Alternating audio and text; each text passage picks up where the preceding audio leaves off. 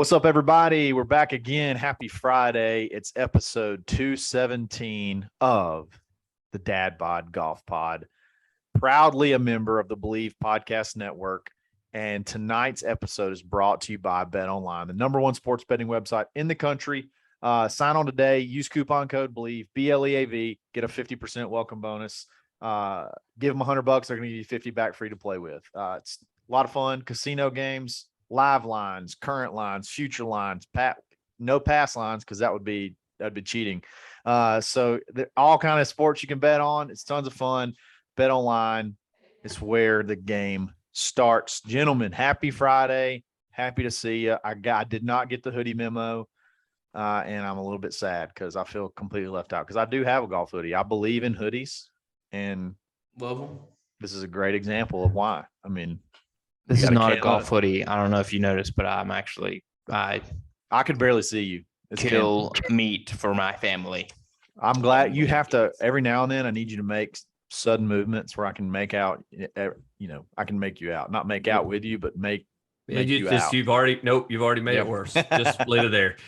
Hey, send the check. Yep. And Ben kind of looks like a Easter egg monk mixture. So I got a beach hoodie.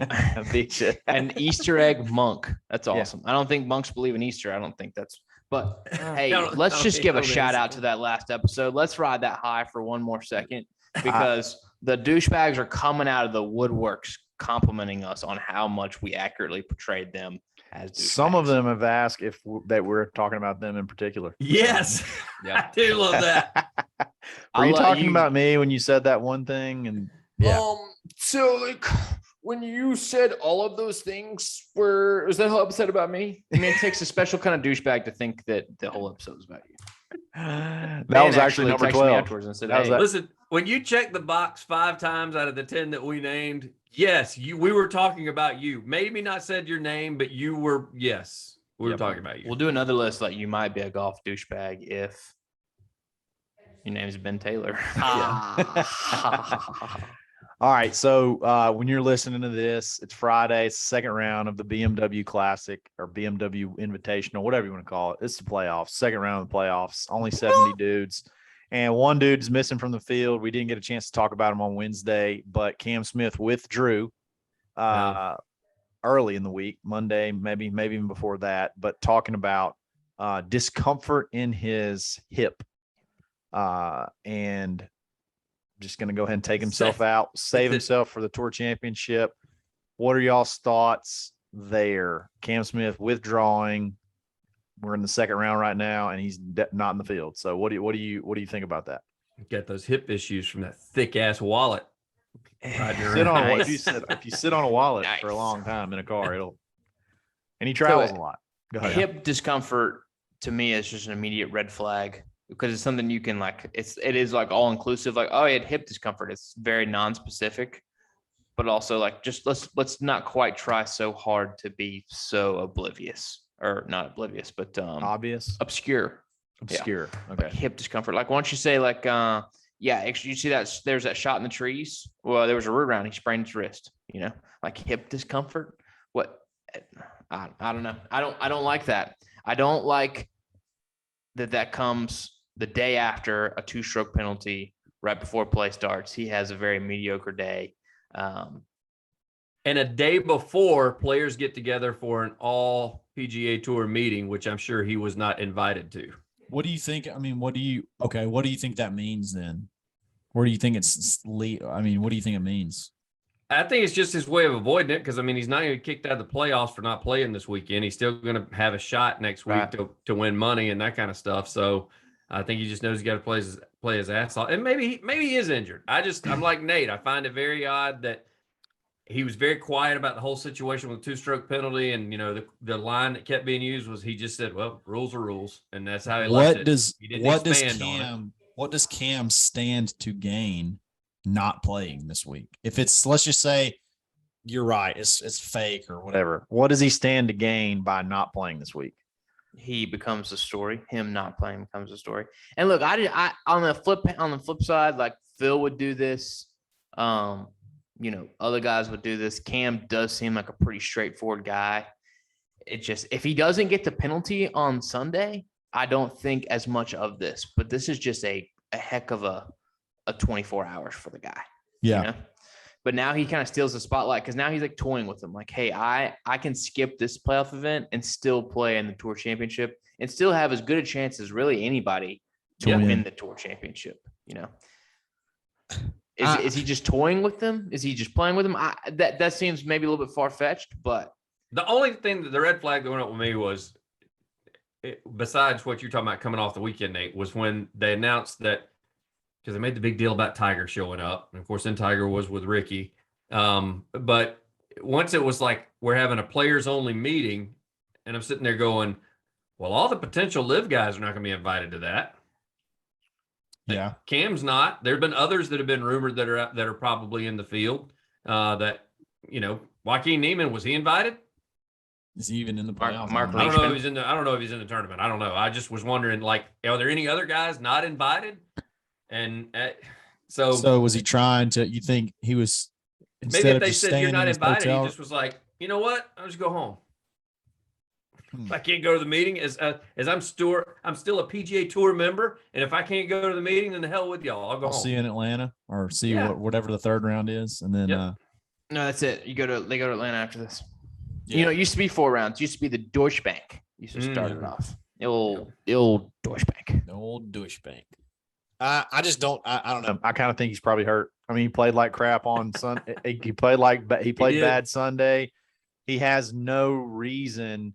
He gains nothing from this. He's third in the points, so he's going to drop. Third is right there in striking distance. Why would you not want to play this week to be closer to that, you know, weird format they're going to do when you get to Atlanta? You got a crap load of money on the line. You get a chance to stick it to the PGA Tour on your way out. I don't know. I think the Live Tour probably would want him to play. For sure, for the exposure and whatever. I don't know. I just don't know. Oh yeah, I'm just doing it in hopes that that's the He got storyline. plenty of exposure. You may be right. He got all the exposure that you want to be exposed to. Yeah, He's very exposed. Yes, that's true.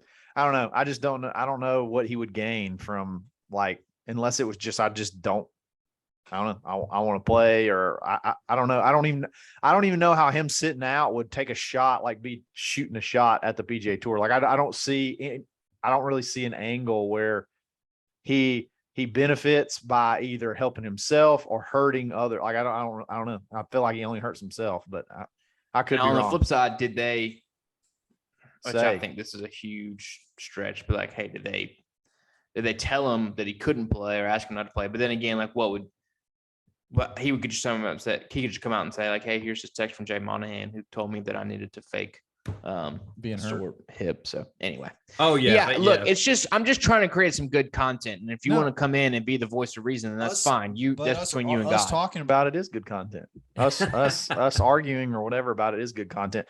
I think you're right. If it was a forced deal, I think he'd probably put him on blast. I'll tell you somebody who would for sure is Greg Norman. If he caught wind of that, there's no doubt. His butt would be singing it, you know, as much as he could. Look how scared they are. Look how this.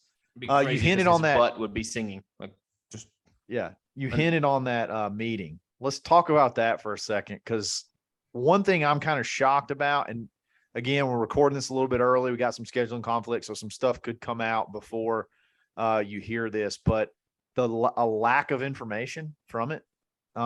They had a girl sitting out. I was watching the Golf Channel. They had a girl, I can't remember her name, who was basically sitting there outside the door, and they're asking her a bunch of questions, and she said a bunch of nothing. Like, and then they interviewed Rory, and it was just basically Tiger's awesome. That's all anybody interviewed JT's. Oh, it's Tiger's awesome, but like, what? Nothing came out of it. So what? Go ahead. The only thing I saw, I did see an article before we came on. I was scrolling through, and there was an article that Ricky said something. He called Jay Monahan out in the PGA Tour. He said exactly what we've said about them not being proactive. They waited too long to get involved. That wasn't from the meeting, though. Was that not from the meeting? That was earlier before the meeting. Yeah. Ricky, because Ricky's not in the play. Ricky's didn't advance any further. The only thing that but he was there. He was at the meeting. Ricky I was think he at the just meeting. drove Yeah. Tiger to the meeting. I don't think they let him in. I think you had to be No, he like flew inside with the him. top 100. That's right. He did fly with him. He did flew fly with him to go. Yeah. I still think those comments were before that meeting, but They were.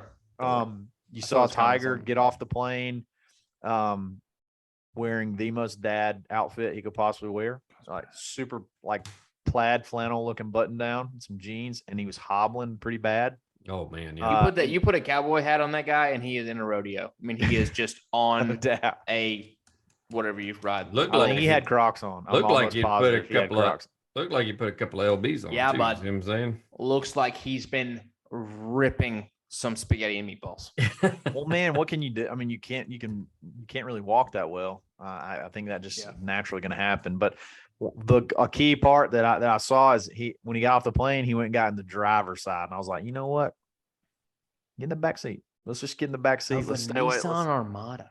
Yeah, an older one too. It looked like it did not. Yeah, be like Nate's the car expert. Tell us. Yeah, leave it to the car guy that knows what he was driving out. quite off in. frankly, middle of the pack at best. At best, on a good I day. mean, yeah, like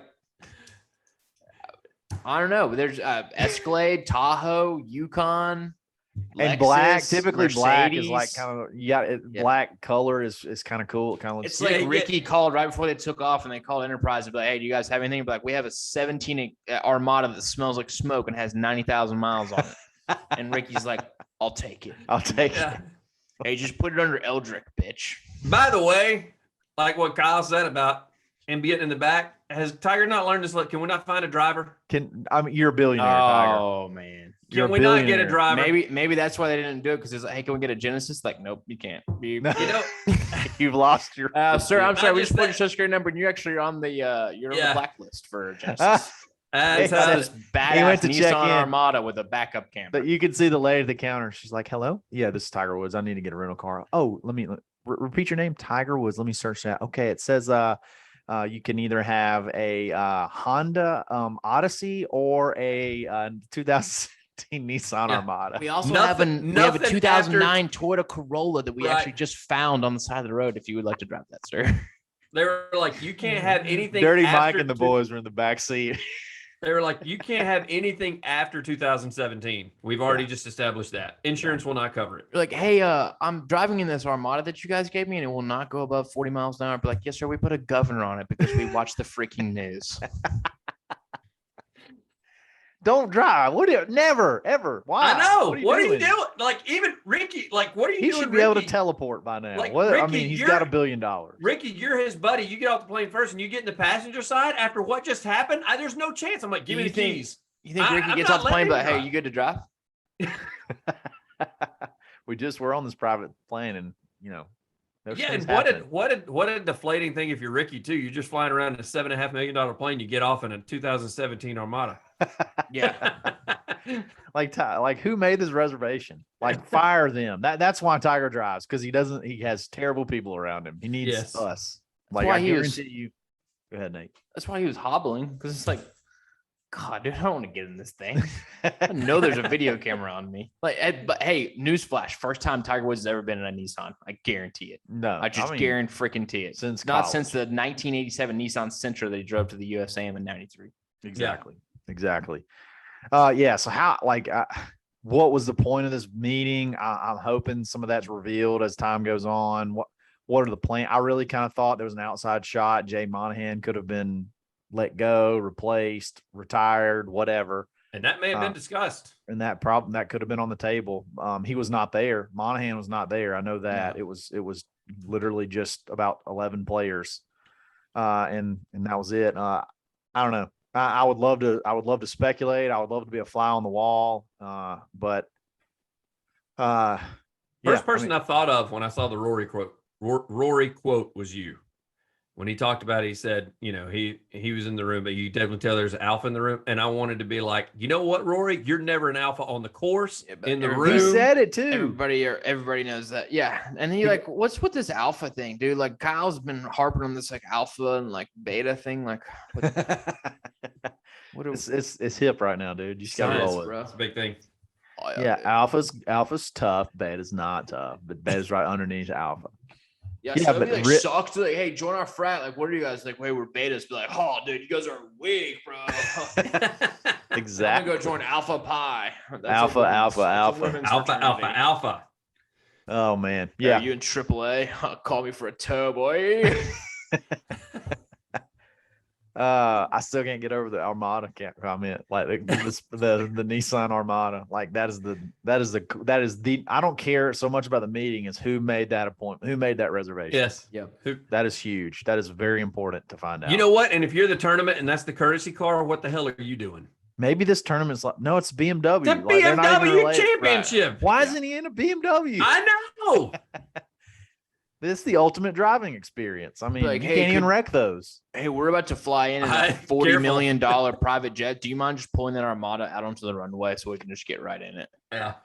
I would walk into like the hangar or something like that and get in a car like not right off. I mean, I didn't even think you could get a Nissan Armada that close to a private jet, but whatever. It's No, first time. There's the proximity of a Nissan Armada to a private jet has never been accomplished before up until today. I'm There's surprised like a it did. fourth I'm surprised it didn't break down on the way out just from being nervous, being next to such a highly motivated. But yeah, piece of him machinery. driving. Yeah, it's like, there's a What are we lot of doing? questions about that. Yeah. What are we doing? And whether or not he'd had an accident or not, all jokes aside on that, like, does Tiger Woods not have somebody that can take him from the No, airport? like one of my Because- lawyer buddies said that. He said for anything, he's got too many assets to be behind the wheel. Like exactly. You could even rear if end it's- somebody, and if even they if it's find just out a- it's you, Yeah, it's a bump in. Even if he like scratches somebody's car door, they're like, Tiger Woods bumped up against my car door. I'm Dude. suing the piss out of him. Imagine getting bumped and you turn around and a guy in a plaid shirt steps out of this Armada and it's Tiger freaking Woods.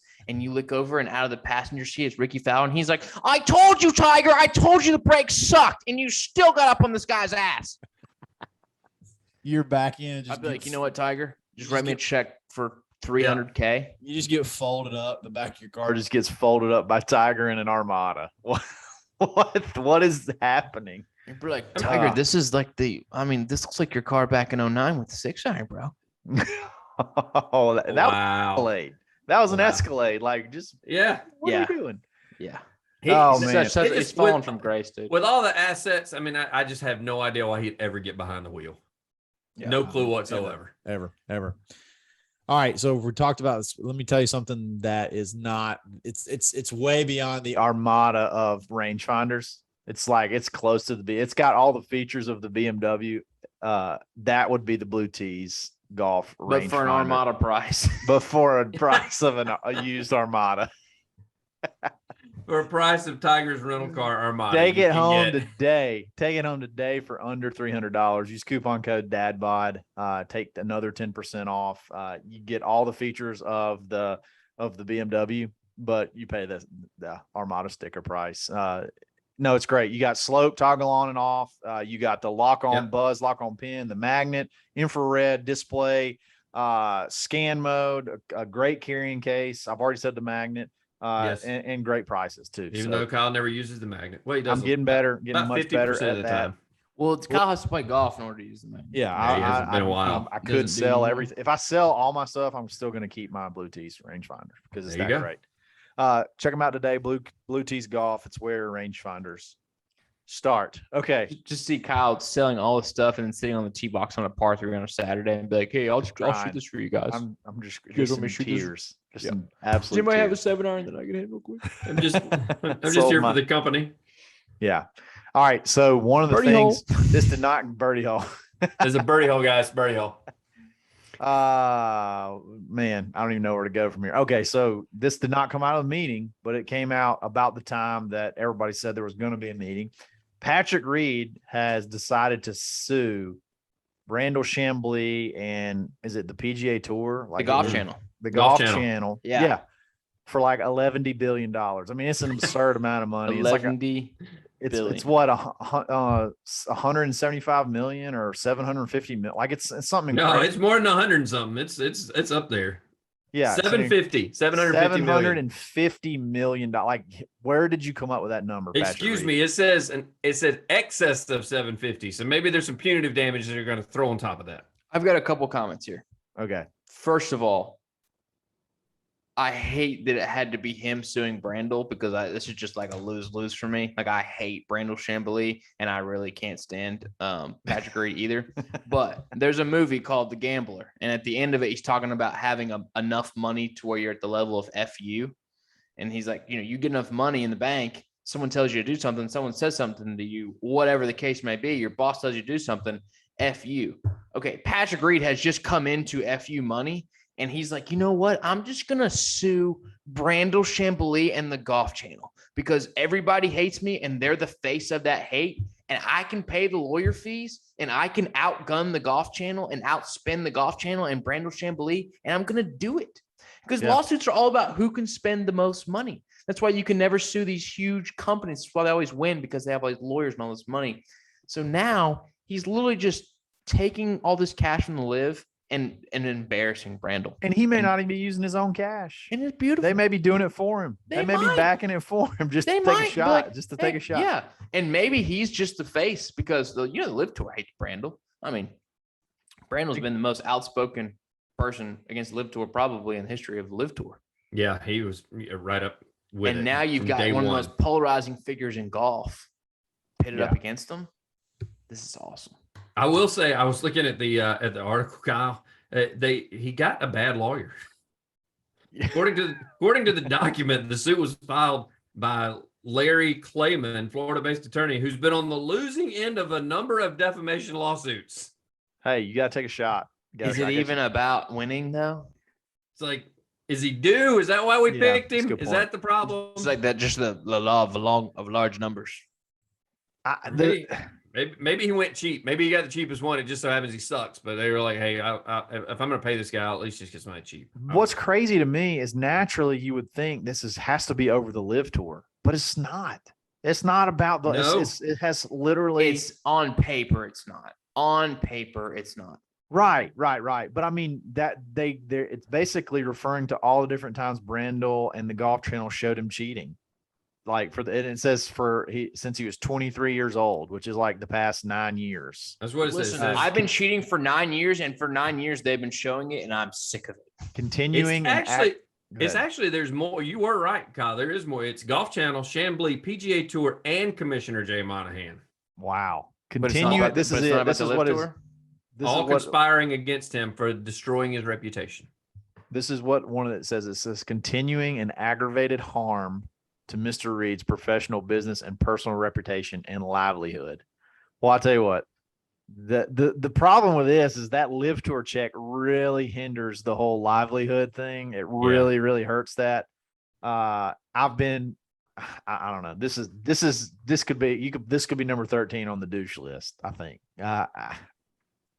It says that this has been going on for a while, though. It says that Reed's lawyer club twirl, bud. Sent a cease and desist letter to Chamblee back in January of 2020. That's for awesome. What though? Like we all saw you cheat. Demanding he stop suggesting the golfer cheated in a tournament. Reed received 2 penalty strokes in the 2019 Hero World Shout. You did cheat in that. You moved sand, bro. 1 month earlier. We saw it. Yeah, like he was pointing the obvious. He wasn't calling you a cheater. He was stating the obvious. So is there lawsuits blamed a bad camera angle? Yes, it was a bad camera angle, not him cheating. But there's lawsuits that the point of the lawsuit is that it happens more so than the result, right? Yeah. But if he loses this, then he just kind of looks bad. So he's got to have some end goal here. Is he wanting just to not even settle, but just to have them shut up about it? Like, quit bringing up the cheating every time he gets into a tournament. Of course, the thing is, he's on the LIV Tour now, so he's not going to be televised. I don't remember the last time they've talked about it. The last time was when he hit it over there, and I forgot what tournament it was in the rough, and he asked for a ruling, so he didn't technically cheat, because when the guy gave him a ruling, he went ahead and played. Think of a bigger way to stick it to the people that have made, like, just mocked you for years. He had bad relationship with Monahan, bad relationship with the PGA Tour. Yeah. He burned the bridge on the way out. How do you stick it to them? Maybe you sue them. Lawsuit, baby. It's how you do it. A lawsuit that you can't win. Like, there's no way he can win this. There's no way. Maybe he's hoping not even get anything financially. Maybe he's hoping that they fire Chamblee or Monahan loses his job. Or but he may have to. I mean, it's going to cost them some money. You know. They have Right, to defend this. I'm like what lawsuit. y'all just said, though. I'm not so sure that he went to live and say, hey, this is what I'm wanting to do. And those guys are like, you know what? We've been trying to stick it to the PGA this whole time. Just go ahead and send us the bill. We'll take care of it. How about that? You'd be like, hey, I even found this value brand lawyer down in Florida. Cool. Sweet. This guy can't win shit. We'll use him. Yeah. That's yeah. I don't get it. I don't really understand. It's a weird story, weird timing, weird It's timeline. awesome though. The way it's going to play out is this going to be Yes. incredible. You know, Maybe like so. you sell tickets to that court hearing. Guys, I as much as I dislike the way the PGA Tour's handled this, like I don't know that I can ever like Patrick Reed. I don't. No, I can't. I don't know that I can like anything that he does. Like even You if don't have it's to like them. You may tell you know, the only time I I know. like Patrick Reed is when he's playing on the Ryder Cup team against Rory McIlroy. That's the Still only don't time like I'm going to like him. it makes Still 8 don't. birdies. Still didn't Yeah. like them. But Yeah, here's- even the I stuff have he a- did. I have a Go ahead. no. Go ahead. You finish what you're saying because I'm gonna shift gears just a little bit. No, I just don't. I just don't think I could. I just don't think I can like him. There's been like a little catchphrase that we talked about a little bit last episode, but I've heard a bunch since Zalatoris won, and like everybody's like, man, you can't beat this. You can't put a price on this. Talking about Zalatoris's win, very emotional, awesome playoff. You can't put a price on this. You know, no amount of money, yada yada yada. And you know what? I'm hearing this from people. I'm hearing this from the kind of people, and I did some math, some light math, just to make a point here. If you start off in your mid to late 20s and you go to your, late 50s, early 60s, and let's say you are super fortunate and you make 6 figures, you make around $100,000 a year. Okay. All told, you have some investments. I'm doing some very roundabout numbers. In your lifetime, in your career, you may see $5 million. That's over the course of a 30-year career. Correct. But you want to act like you can stand there and say that there's no amount of money that can overcome this moment of winning a golf tournament. Shut the hell up. You have no idea. Most people will never, ever be worth at one time more than, I don't know, maybe a few $100,000 if you do really well, if you save, if you put stuff in your retirement account, if you invest well. And there's hundreds of millions of dollars being thrown around at these guys. And you want to stand up and say, well, there's just no amount of money that can put a price on winning the BMW championship, beating Sepp Straka in a playoff, Stop. You cannot put yourself in those shoes. You will Right. never be there. Paul I don't- Azinger said that about I don't, Will and Zalatoris. even if you're wealthy, even if you have considerable wealth, there's just the smallest percentage of people on the entire planet that are ever going to have access. They're just going to walk up to them and say, 150 million, I'm writing you a check for it right now. So you don't act like you're To play golf. ever going to be in that position. Yeah. The closest thing you'll ever do is win the lottery. And and the odds of that are astronomically low. So I'm sick and tired of this. The Barstool said it. I see like random guys like Travis Fulton, who I love on Instagram. He's a golf coach. No amount of money can beat this. Are you kidding me? How do you know? What amount of money have you ever gotten at one time? Like, seriously, how much money have you ever been handed at once personally for you to keep? I've said I'm this sick of before, it. I'm Nate. sick of I've said it before when people go, because they'll do the whole thing. If you love what you do, you do it for free or something like that. They'll always say stuff like that. And I'm like, okay, so you've always wanted to be a doctor. You're a doctor. You're making great money. You're a surgeon. You're one of world-class surgeons. Somebody comes up to you and says, here's 150 million for you to quit your job. Gone, out, leave I it. don't care. Who cares the 10 years that I put in, or blood, sweat, and tears I put into it? Who That's the cares how reason you much? did it, was to make money. And the thing is I tell people, they go, oh, so you just love money. It's not that you love money. That's life-changing money. That's not just because you love money. It's okay to love money. Yeah. It's okay to want to be wealthy. It's okay to It's take not a bad thing the anymore. best opportunity and sacrifice some things that maybe you've always wanted to absolutely change for multiple generations. Yes. You get $150 million, your great grandkids are going to school for free. Yeah. Yeah. And hopefully even more than that. But yeah. Yeah. I'm They with don't you. even have to go to school. That's like you just said. Other that's people's generational grandkids money. that you don't know are going to go to school for free. Yes. I'm with And you. or if you don't want to do that, that's fine. But this whole, there's no amount of money. We're not talking about 25 grand. We're not talking about 50 grand.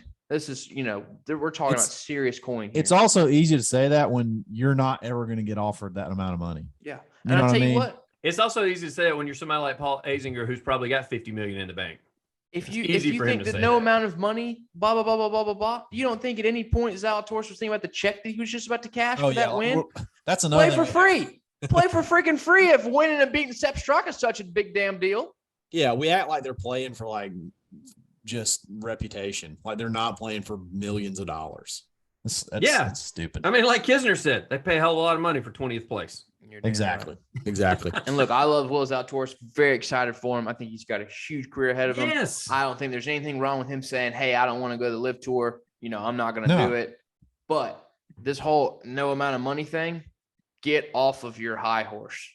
Yeah. Yeah. You can just say that because some of you would sell out for $5,000. Oh, No yeah. lie. Oh yeah. Oh yeah, for sure. For sure. All right, Nate. If I gave Ben $300, he'd go punch that principal tomorrow. No doubt. Probably shouldn't have put that on the pod, but go ahead. Nate. The principal lawyer in this lawsuit against. Yes.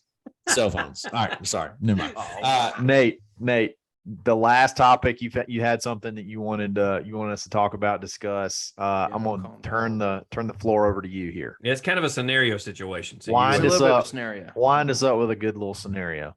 All right, so this is a real scenario that's going to play out on Saturday. We have this is not a hypothetical that we've talked about, right?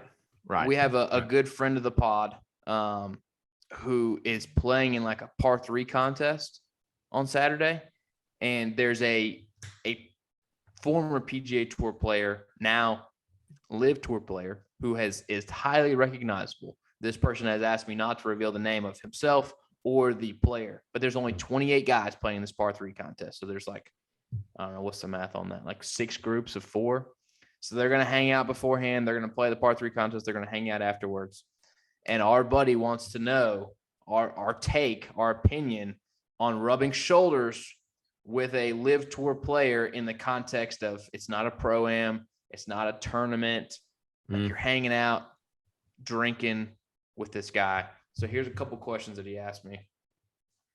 Let's see. Okay, he said, best and worst thing to say to him out loud. So I'm going to start off with the worst thing to say to him is like ask him for his Venmo. I think that'd be pretty bad. Worst things that you could say to a Live Tour player in the context of no cameras, just hanging out. Oh, gosh, I mean, I think start peppering him for with him being a Live guy, like going ahead and pepper him for like off the record, like scuttlebutt, like without even getting to know him, or it just basically hitting him with a ton of let me know the skinny on all that's like all the BS that's going on behind the scenes that we don't know about. Jumping in on the first time you meet him, yeah, I'm with you. How much money have you made? Are those guys really that scared? Like, I mean, I don't know. I would kind of just let him anything like that. I would probably just let him go tell it instead of, I don't know. How would if this were one of you that were playing in this tournament? I know with me, the way I would act, I'll sit here and I'll talk a big game, but knowing who this is that you've rumored it to be, Nate, with us, I would probably just kind of hang out, be quiet for a few holes. This is not. Even sitting at the bar, I'd probably just be a little bar fly, just kind of hanging over there, seeing what he talks about. Like, just not. Don't sound stupid. Don't make him run off because of something you ask. Here's something else. Don't ask for golf advice. Don't say, hey, will you come watch my swing? Will you walk all the way from the bar to the range? Don't have a video of your swing on your phone and be like, hey, Louis, look, I really need you to check this out. Tell me what you think. Sorry, I didn't mean to say that. Between the principal and Kyle, I need you to Christmas. I need you to check this out. I need you to tell me what you think about this swing. This is not a safe space. I'll go back and figure out how to edit that out. But anyway, don't pull out your swing and like get this guy to like analyze it for you, like on the first time you meet it. Like just not even pull out your swing. Like don't start. Hey man, don't pull anything out. I keep pushing it right, and all my buddies give me like, what do I need to do? Like don't do that. Don't be that guy. Is that like 17 beers deep, Ben being like, "What are you gonna do?" You know. More like 4. I think what you should do is you walk up to him and be like, "Hey, can I buy you a drink?" "Wait, you're on the live tour. You should buy me a drink." "Ha, because you're rich." That's a good one. That's a good one. I don't know. But hey, do you play it totally cool? Because he asked if this is douchey. Do you absolutely refuse to acknowledge the fact that, like, do you treat him as like, so where are you from? Like, what do you do? No, I don't do that. No. What do you do for a living? No, Yeah, I don't wouldn't do that. I wouldn't do that. You're gonna do that, you need to play the long game if you're like paired with him or something. I saw a video. So I saw a video. This was kind of cringe. That's what's your lowest round ever? What's your handicap? This reminds me of, I saw this video where there's this guy like an amusement park and he's got a Jason Veritek jersey on. And then Jason Veritek just happens to be there and like sees it. So he goes up to talk to him and the guy has no idea who he is. And he's like, "I just want to tell you, I'm actually Jason Veritek." I don't know. It made me cringe. Like, so I don't want like that scenario. I don't think that's a good scenario. Like, it's okay to be like, "Hey, what's up, so-and-so? Good to see you." And like, you know him. So if there's conversations they're having and it's stuff that you know about him, like, you could chime in. I don't mean, just be cool. Just be cool. I think you're like Nate. I think you walk up and you're like, "Hey, Ben Taylor, I am an 8.2. I just needed you to know that before we get started." 8.2. I'll tell you what. Give me 12 aside, par 3, and I'll play you right now. Let's go straight up. I'll play for everyone you want to play. Yeah, you just name the amount, 2 and 2. I saw this video of Tony Hawk. He's at the airport, and this guy walks up to him. He's like, "Dude, I had to tell you, you look just like Tony Hawk. It's crazy." And he's like, "Yeah, man." I hear that all the time. He's like, "I wonder what he's up to right now." And Tony Hawk's like, "This." That's great. That's great. You gotta go down the road of watching all those videos. He's that way with everybody. Does he just not look Tony that? Hawk? Does he not look like that in person? Does he not look like the real pretty Tony Hawk in person? indistinguishable? I mean, Yeah, he's pretty. I think he's. That happens all the time. It's like there's like a whole thing you go down. It's like, "Hey, do you know Tony Hawk?" And people walk, and because in that scenario, it'd be like, "What do you think he's doing right now?" "Probably about to get on a plane." Yep, Yeah. this. but no, I think some good advice for our friend is be cool, but not too cool. Don't ask for a picture. No pictures. Because he's out of his element. He's not a showman in this. You're competitors, you know. Did they You do? gotta walk up to him and be like, "What'd y'all shoot? Sandbaggers?" not just sandbag. You guys just shot 20 under on a 18-hole par 3. We just got pencil whipped by this dude. Yeah, exactly. Kyle, when you played in that Duffner tournament, did any of the pros were they like overly nice? I know when I played in that Mark Wills tournament that was out there, like the John Daly's of the world, they would say, "Hey, you guys want to get together and take a picture?" Like they tried not to make it awkward. They were great. The only one I saw that was just kind of. The only one that I thought was like, I just kind of blew my mind was the Matt Kuchar thing where he pulled up way ahead of the group and then teed off and told them to all get in the cart. That one was going to be good enough. Like, didn't even let them hit. Yeah. I think they've all been pretty cool for the most part. I think that same year, Kuchar had a bad interaction with one of the members and his kids. But shoot, when I was a car guy out there, everybody except for Billy Horschel, you know, old Horschel's ass was kind of a douchebag, but Pat Perez, cool as he could be. Oh, I can imagine. Yeah, you know, I can imagine. I wish that I was 7 years old again, because there's nothing better. Your kid's gonna be a couple years older, Kyle. You start taking him to golf tournaments, he'll get so much action. Oh yeah, I can't wait. Yeah. Like, can you sign this for my son? What's his name? Kyle. We're at the Tour Championship, and Andy North comes walking by, and he makes eye contact with me. He says like, "Hey buddy, how you doing?" And I just freeze up, like, you know, smile, wave, like, don't speak. And he walks off, and my dad loses it. He's like, "Andy North just tried to speak to you, and you couldn't even open your mouth." He's like ripping me a new one in front of all these people. I started crying. I was like, "Look, Dad, I'm 12." He's like, Andy North just gave you the opportunity of a lifetime. It's like he just invited me to his house, and he's like, and you couldn't speak? Are you kidding me? And like, he's walking off. He's like, "Thanks, Andy. Thanks, man. Thank you, Andy. Thank you. Thank you." You know what, Pop? That's a lack of prep on your part. You should have prepared me for this. I didn't know this was going to happen. Say? Like, "Hey, ESPN, I've watched you before."